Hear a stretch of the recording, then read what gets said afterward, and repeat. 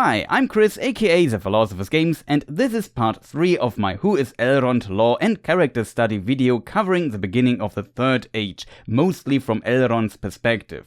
I will split the complete Third Age section into several parts, and when everything is done, release an all-in-one video. I already covered the First and Second Age in a lot of detail, almost 5 hours of content. Feel free to check those out as well, links are in the description. You don't have to watch the other videos to understand this one though. When people think of the War of the Last Alliance of Elves and Men, they think of an epic battle and great victory against the second Dark Lord Sauron at the end of the Second Age, but those who were there might see this differently. Elrond compares it to the War of Wrath, the great war that ended the First Age, also called Elder Days. He concluded in the Council of Elrond, "It recalled to me the glory of the Elder Days and the hosts of Beleriand. So many great princes and captains were assembled, and yet not so many nor so fair as when Thangorodrim was broken, and the elves deemed that evil was ended forever, and it was not so. I have seen 3 ages in the west of the world, and many defeats and many fruitless victories." I often think about if the last sentence includes the War of the Last Alliance or not, because, as we learned in the Second Age part, the victory was expensive. Elrond at least says not wholly so in Lord of the Rings. In some of Tolkien's work-in-progress versions of these events, we find details that clearly show how the evil of the first Dark Lord Morgoth, which is Sauron's former master, still unfolded its power thousands of years later. The conflicts between some of the elven clans that were induced by Morgoth were still present at the end of the Second Age and led to the deaths of many of them. For example, King Amdir of Lothlorien and King Orofer, Thranduil's father, at least if you see those characters as canon. In this version of these events, these 2 kings would not want to be under the command of a Noldor king, Gil-galad in this case, and decided to do their own thing in battle, causing some chaos and charging without support into the enemy. Ultimately, they were driven into the marshes nearby and perished there. These would be later known as the Dead Marshes. Many other great names of history were slain in the war as well. Gil-galad himself, Elendil and his son Anarion, they all died. But the most bitter part was that in the end Isildur took the One Ring as, quote, "Wergild for my father and my brother," against the advice of Elrond and Círdan.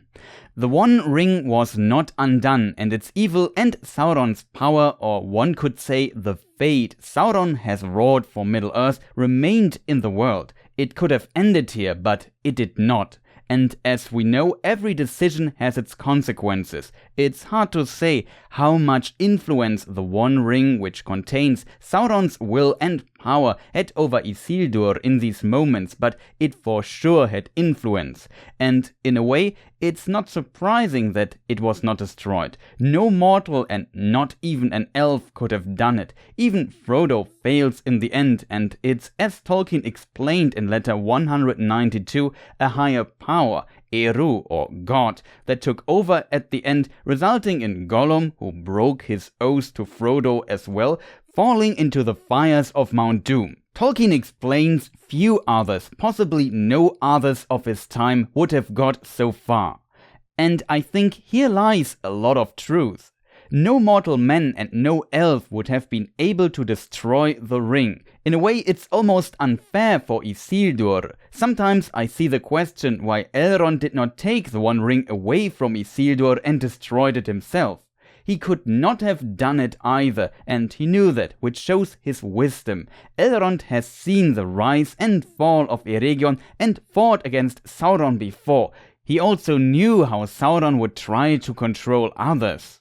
Isildur also might have thought, what evil can such a small trinket cause? That is a big part of what we will discuss in this video today and the parts to come. At the beginning of part 1 I talked about things Elrond was known for. Elrond is a survivor, lawmaster, leader and commander, advisor, one of the wise and a healer. We covered those already in the parts behind us. In this Third Age section of these Who is Elrond videos, we will learn more about him as lawmaster, scholar, one of the wise, healer, husband, father, about his hospitality, but also about great tragedy in his life and the sacrifices he had to make, but also about many of the great events from the Third Age. As always, and you probably already noticed, I try to pronounce names as Tolkien described it, which means that you have to embrace the trilled R. Shoutouts again to all the artists who allowed me to use their fantastic artworks. Kimberly80, Ted Nasmith, Sara Morello, Jenny Dolphin, Niati, Benef, Laura Talton, Pete Emacri, Andres Bertaccini and Virat Solhan. Links are in the description. Also, spoiler warning, and keep in mind that I wrote this script before The Nature of Middle-earth released in September 2021. I tried to update the script, but it's maybe not as consequent as it could have been otherwise. Also, all parts were planned to be one big video originally, but as said, the parts also work on their own. But let's continue with what happened after Sauron's defeat, which ended the Second Age and started the Third Age. After the siege of Sauron's dark fortress Barad-dûr at the end of the War of the Last Alliance of Elves and Men, Isildur was one of the few remaining survivors of the faithful Dúnedain lords, so the Men of the West, who escaped the downfall of the island Númenor. I should mention that after this downfall, his father, his brother and him became kings of the Dúnedain in exile, founding the kingdoms Arnor in the north and Gondor in the south. But after the War of the Last Alliance, Isildur's father, who was the High King of Arnor and Gondor, was dead. He and his brother Anarion ruled together over Gondor as kings, but Anarion was killed by stone cast from Barad-dûr. As a result, two large kingdoms were left to rule for him alone as Elendil's heir after the war, but Elendil did not try to rule both kingdoms alone either, and one can assume it was not wise to do so. A lot of duties had to be done as ruler, but also as son and brother. According to the Unfinished Tales chapter Cirion and Eorl, Isildur decided to bury his father at a secret location, which we later know as Amon Anwar, the Hill of Awe, or later Halifirien, Holy Mountain in the language of Rohan. The idea was to let no man disturb its peace and silence, and I assume the rest of his father. It was the midpoint of the realm of Gondor. Cirion and Eorl will later swear their oaths at this place in the Third Age, when Rohan is founded. This location was considered a hollow place, and was a secret among the rulers of Gondor, which seems to include the ruling stewards. We know Denethor II from The Lord of the Rings, and Cirion was a ruling steward as well, and an ancestor of him. As it was not wise to rule two kingdoms alone, especially considering the distance, Isildur gave the crown of Gondor to Anarion's son Meneldir, who potentially was the last man to be born in Númenor, and considering his age could have fought in the war as well. And so the kings of Gondor were now from Anarion's line. Isildur became king of Arnor, and as a result, the kings of Arnor were from the line of Isildur. He also took the sapling of the White Tree he saved in Minas Ithil from Sauron's invasion, as we learned in part 2, and planted it in Minas Anor, later known as Minas Tirith. He also took the shards of Narsil with him. The sapling could have been a while in Rivendell, and I speculate further maybe the Palantir of Minas Ithil too. Of course, maybe both could have been stored in Anúminas as well and just briefly passed through Rivendell, but still an interesting thought. Where High King Gil-galad was buried I could not find out. Actually, we know very little about what elves did with their dead. The Silmarillion indicates that tombs or burials existed and gives us a few examples. Glorfindel, who we also know from The Lord of the Rings in his re-embodied form, got a cairn in the mountain pass called Ciris Thoronath. I assume west of Gondolin. The other would be High King Fingolfin, Galadriel's uncle. He had an impossible-to-win duel against the first Dark Lord Morgoth, which the king lost, but he could also wound the Dark Lord. Fingolfin's dead body was then rescued from the wrath of Morgoth by Thorondor, the king of the Eagles, and brought to Fingolfin's son Turgon, the king of Gondolin, who is also Elrond's great-grandfather by his father's side. Turgon then built a high cairn over him on a mountain top that looked from the north upon the hidden valley of Gondolin. Galadriel's brother Finrod was buried by Beren and Luthien in Tol Sirion, which later foundered under destroying seas when Beleriand was sunk into the ocean. But let us return to the aftermath of the War of the Last Alliance. The elves for sure left Mordor and returned to their lands. I could also not find out where Anarion was buried, maybe close to Elendil's grave or in the tombs of kings in Gondor, for example Ras Dinen if it already existed. I assume the latter, or in Osgiliath. I can imagine Elrond and the other elves had a lot to process on their way home. It is hard to say what Elrond felt. In Rivendell he however met Isildur's family again, while Isildur had still things to handle in Gondor and would journey to Rivendell later. Even at this time of recovering and processing, Elrond remained very hospitable, it seems, and heirs of Isildur growing up there seems to become a thing in the future too. The presence of Isildur's family in Rivendell is an indicator for me why I think the sapling and maybe even the Minas Ithil Palantir were stored there for some time as well.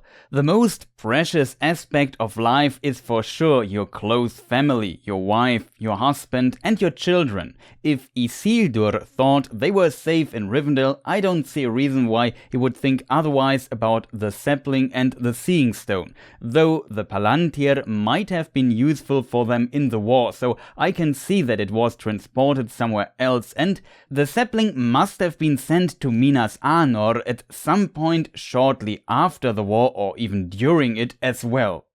Isildur took his 3 oldest sons with him to the War of the Last Alliance. His oldest son Elendur was even fighting in the siege of Barad-dûr, according to the unfinished tales. The other 2, Aratarn and Cirion, were later sent to Minas Ithil to guard the passage of Ciris Duath, later called Ciris Ungol, should Sauron try to escape into this direction. So they were not present during the siege of Barad-dûr. Only his youngest son Valandil stayed in Rivendell with his mother. He was only around 4 years old when the siege of Barad-dûr began.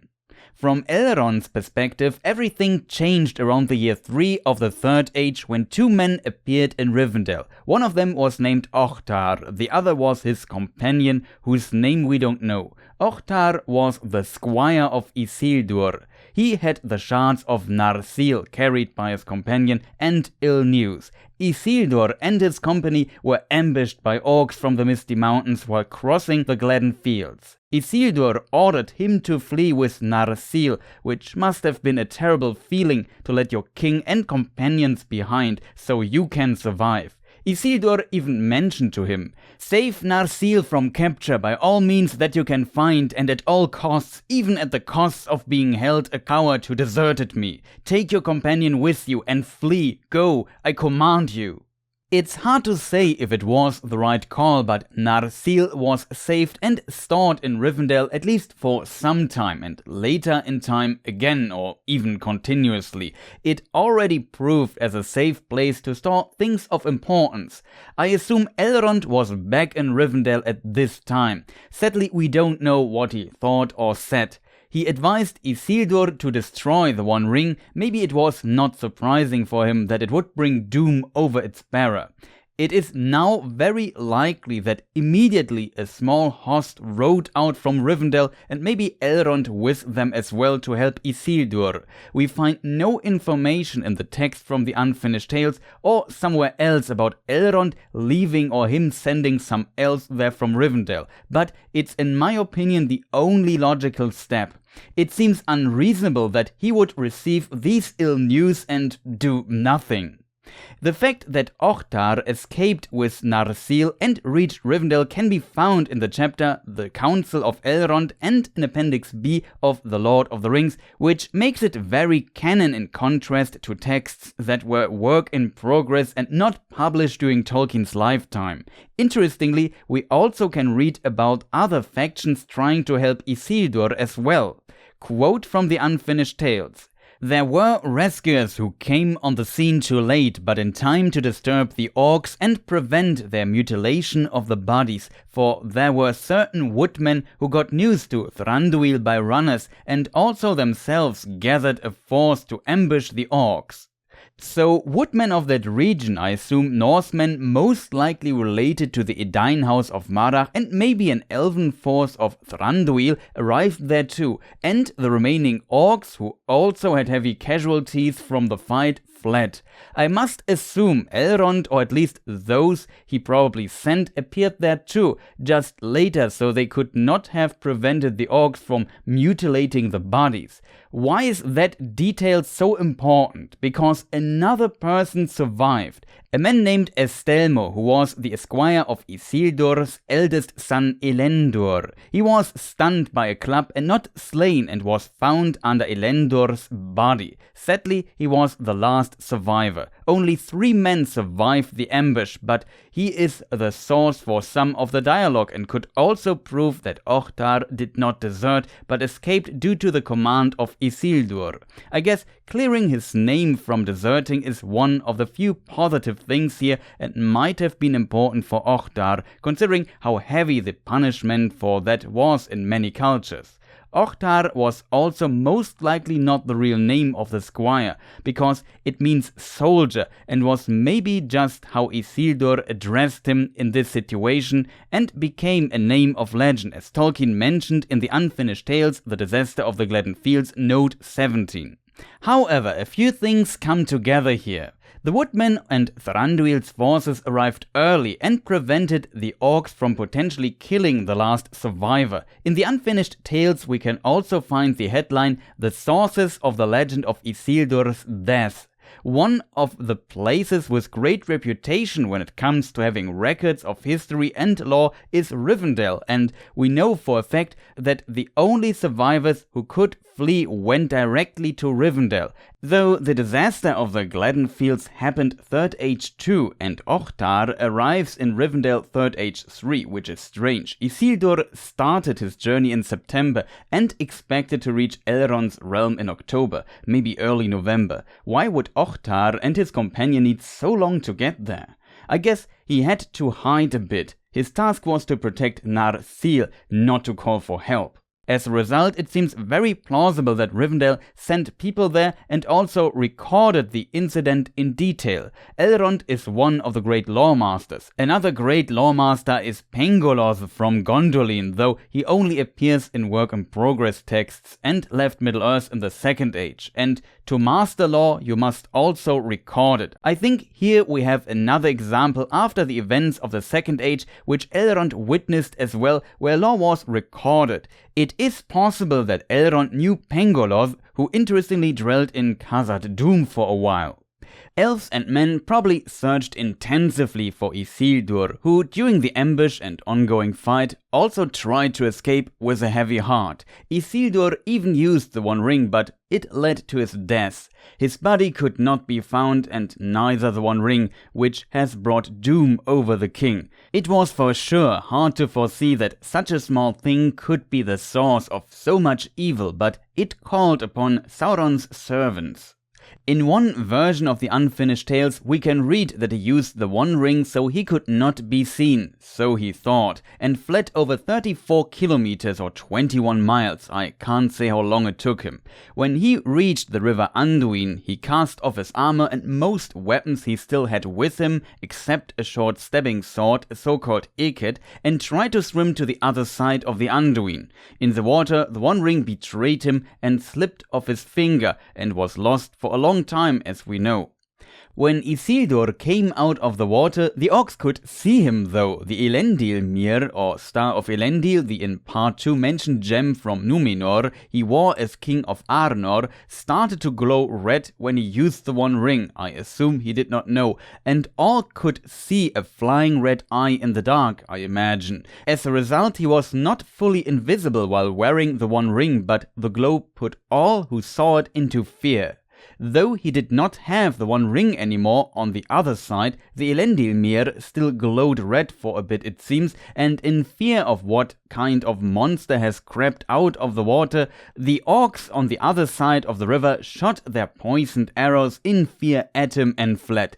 Isildur's heart and throat were hit and he fell into the water. His body was never found by elves or men.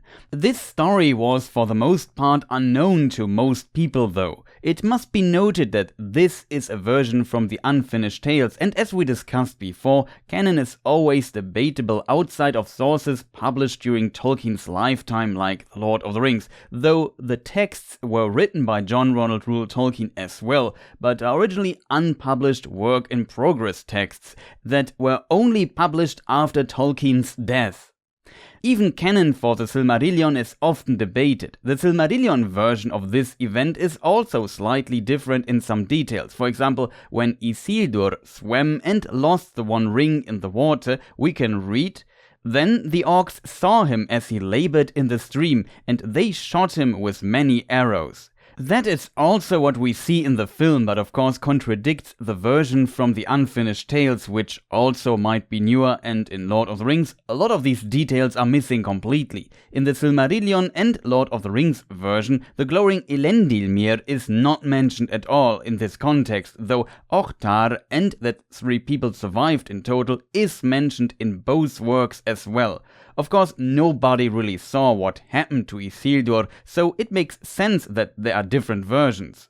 What I like is how Tolkien places all these details to explain certain things in the text from the Unfinished Tales. For example, Isildur casting off his armor, which was most likely found, was a hint that he must have tried to swim to the other side of the Anduin. Maybe they also found an orc arrow stuck somewhere in a tree and a bit of blood at the other side of the river, which would help construct what happened further.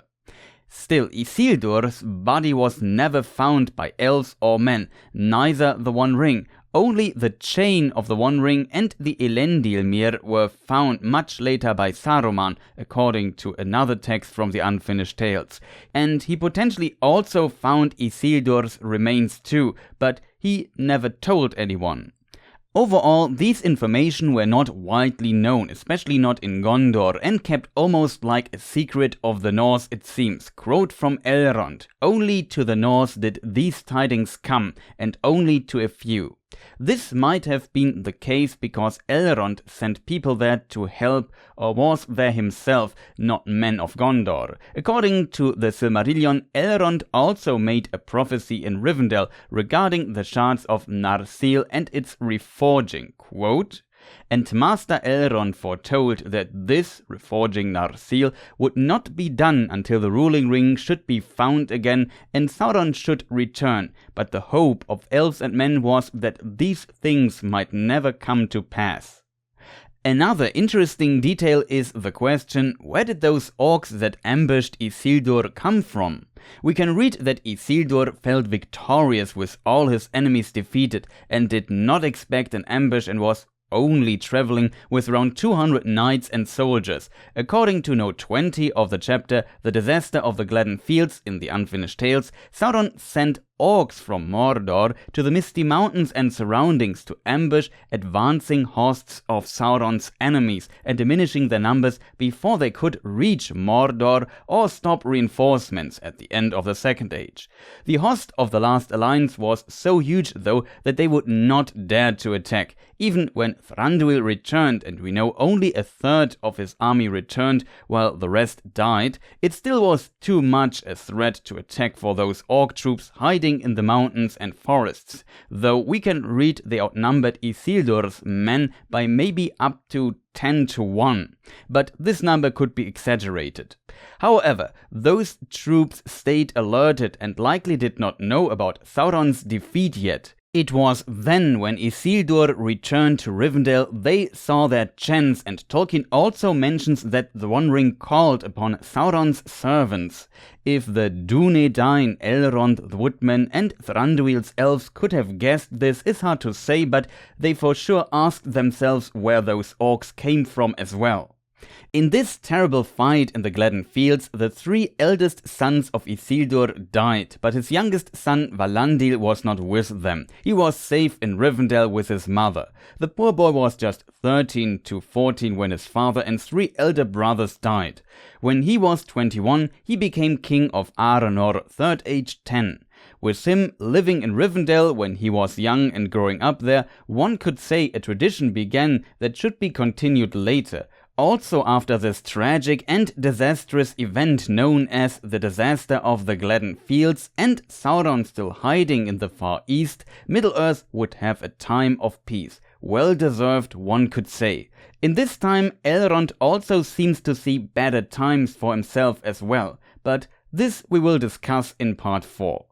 Thank you for watching. I hope you enjoyed the video and that I could bring you some new details and ideas of the Disaster of the Gladden Fields that you don't find in other lore content. Especially Elrond's role and perspective are quite interesting here. You for sure also noticed that the part is now shorter, but it's more pleasant to produce for me in this form. As said, I plan to upload an all-in-one version of epic length when all is done as well. It will take some parts until we are through the 3rd Age though. If you liked this video, please feel free to press the like button, leave a comment and let me know your opinion. Maybe press the subscribe button and consider pressing the stupid bell. I also have playlists with my best lore videos linked in the description, and maybe recommend me to others interested in Tolkien. Also, huge shoutouts to all my supporters on Patreon, or with channel memberships, and so on and so forth. Links are all in the description if you want to support this channel, check those out. Next, content-wise, will be on the main channel and not on this channel, and there we have our annual tradition where we watch all the Hobbit and Lord of the Rings films of Peter Jackson in chronological order until Christmas. And we already watched the first one, so now is the second Hobbit film next, potentially next weekend. So check out the main channel if you are interested. I'm also working on the hopefully last episode of Who is Elrond, and hopefully it comes out very soon. Again, thank you for watching and see you people next time. Goodbye.